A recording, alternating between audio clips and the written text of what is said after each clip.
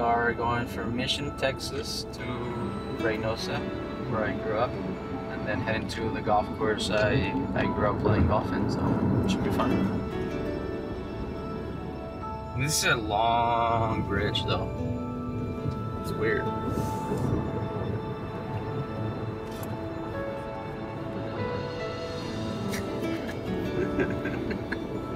I enjoy coming back here.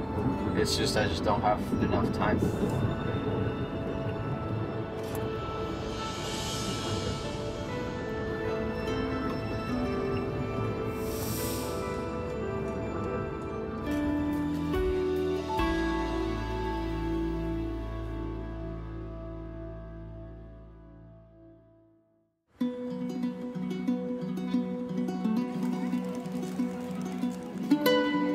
11 miles separate Reynosa, Mexico from McAllen, Texas. My two hometowns. The places where I first learned to play the game and then where I honed my skills. Both vital on my road to the PGA Tour.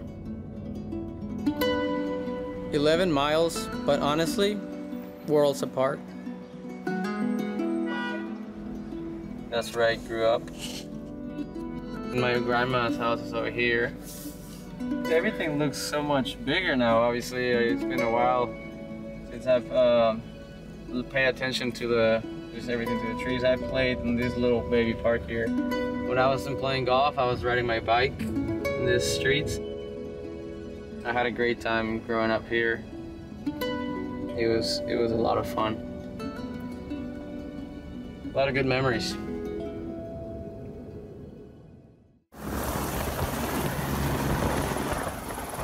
You hear stories on the news all the time about the U.S. and Mexico border.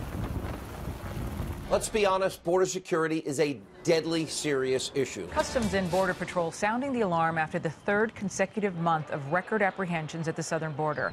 Most of them negative. And I've seen it all and lived it firsthand. But I want to tell you a different one, a positive one. About family, opportunity, sacrifice, and of course, golf. This is my story. This is the entrance right here, boys. People will come and pray for like Virgin Mary right there. I don't know, I guess there's like a miracle happened there. Really incredible for me to be on the PGA Tour. Definitely not a lot of golfers come out of Reynosa, but really proud of that. There are a lot of things that aligned for me to be able to be where I'm at right now. This is where I learned to drive. My dad would tell me to hop on his lap and just start driving since I was like 4 or 5. I would always tell my dad to punch it right here, just floor it. So many good memories here, it's insane. It's really incredible looking back and feeling like, man, where I come from, where I started, it's good to, you know, take a step back and look where you come from. You're like, man, this is pretty cool. I feel so lucky in a way, for I was a bit of a miracle baby.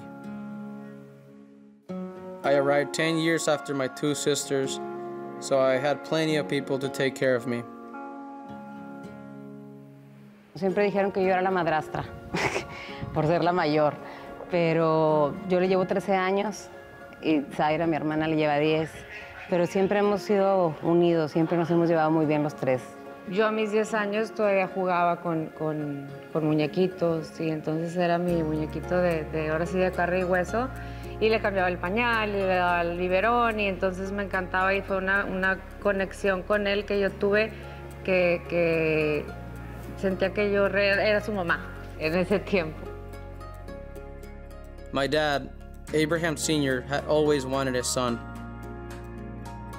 He was a pretty good golfer back then. If he went to the golf course, I had to go with him.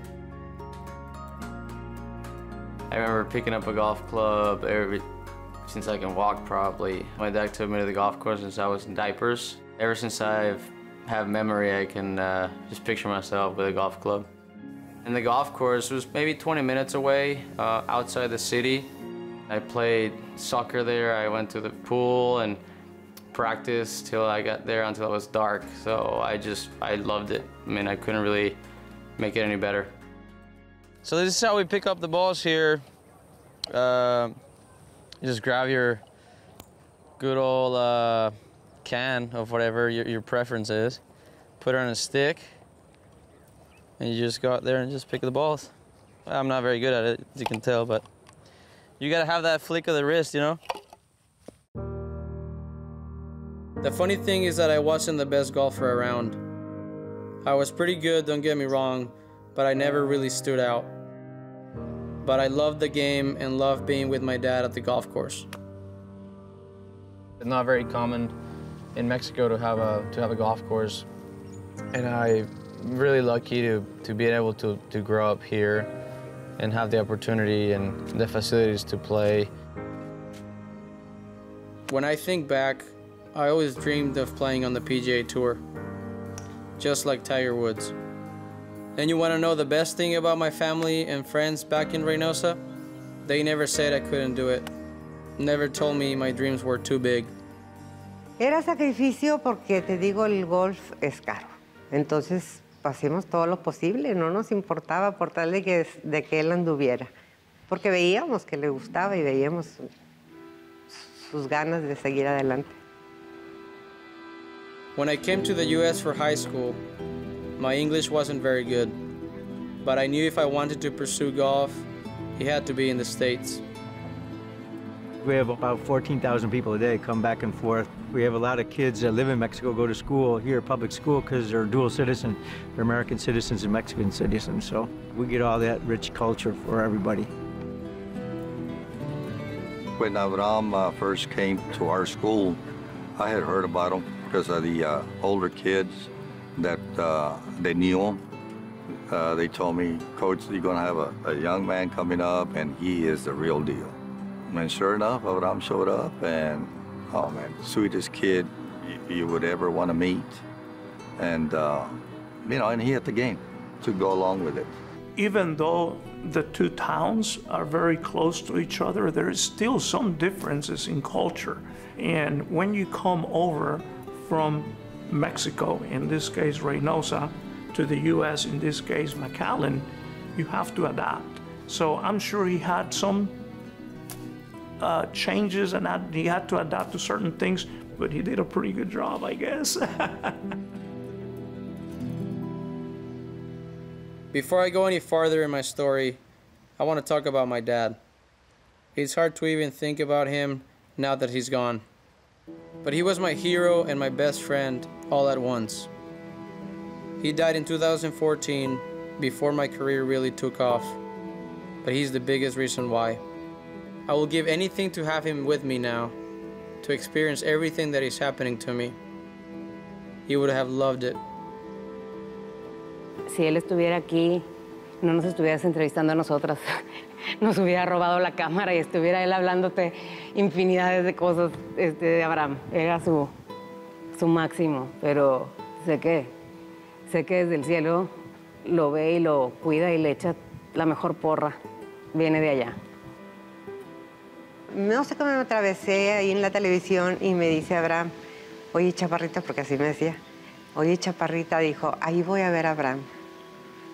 Y decía yo, ay, es bien difícil llegar ahí, no puede ser. Dijo, ahí lo voy a ver. Y eso es lo que a mí me duele, que no lo está viendo. Fíjate, siempre vimos que fue bueno. Desde que estaba en la gira infantil, se veía que traía madera con que defenderse. Jamás creímos que fuera a llegar tan lejos. Yo creo que la única persona que siempre afirmó que llegaría era mi papá. Pero bueno, desde el cielo. I'm glad my dad had so much confidence in me, but it wasn't easy. I received only one college offer from tiny Odessa Junior College in Odessa, Texas. I would never have imagined it, but the experience there was perfect for me. There's some of the stuff here that I won while I was at Odessa. Won the Jack Nicklaus Award, which is something I'm really proud of. My game had started to progress. From there, it was on to the University of Oklahoma, where I continued to get acclimated to the U.S. It took me about 2 holes before I was just sitting there thinking, I've got to get this guy. He didn't have very many opportunities as a junior golfer. People ask me all the time about him starting as a junior college player, and it wasn't because Abe wasn't good, it was because nobody really knew who he was. I turned pro in 2013 and had some success on the Korn Ferry Tour, earning my PGA Tour card in 2016 and then again in 2018, winning the Australian Open. This man has created history. From Mexico, Abraham Ancer. I was finally doing what I've dreamt of back as a boy in Reynosa. Even getting to play with Tiger, in Mexico of all places.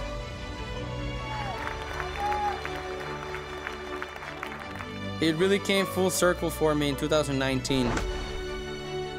I was able to qualify for the Tour Championship for the first time, and then became the first to represent Mexico in the President's Cup.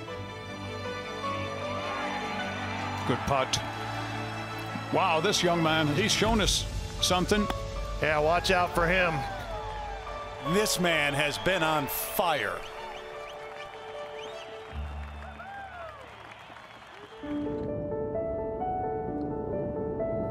The days driving with my dad to the golf course in Reynosa. All the hours spent shagging balls on the range. Moving to the US. Finding my voice and my game in college. Grinding my way to the PGA Tour. Representing my country. Sometimes I still can't believe it has all happened to me, but I feel blessed. I get to play the game I love, for and in 2 countries that have given me so much. I get to represent the best of both places and live my life with no borders. What I can't wrap my hands around is this kid came out of Reynosa. This is amazing. I think everyone sees it that way, just an amazing story.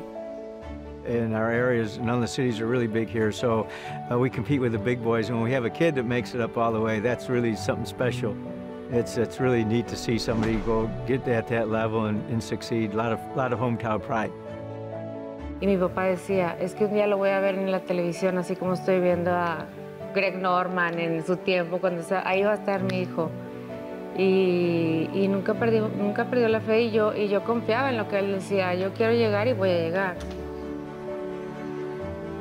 Sabíamos que tenía la actitud y todo para llegar, pero tú sabes que eso es muy difícil, y a veces estás y luego bajas. Jamás pensamos que fuera a ser tan rápido y que se mantuviera. Estamos pues, realmente muy orgullosos de sus logros y de todo lo que ha hecho hasta el día de hoy. Hoy pues muy contenta. Fíjate que muchas veces no asimilo. O sea que digo yo, para mí es mi hijo. El ego que no, mío no, porque yo, haz de cuenta, me felicitan y que Reynosa, que es el orgullo de Reynosa. No, pues sí.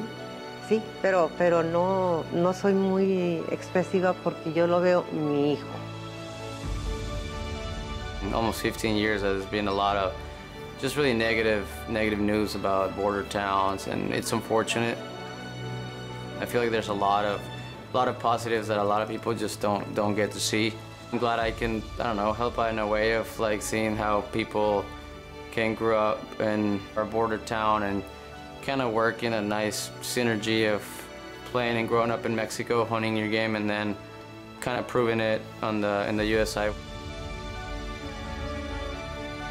Hopefully we can just kind of show the people a little bit of what it can really be and not just negative stuff.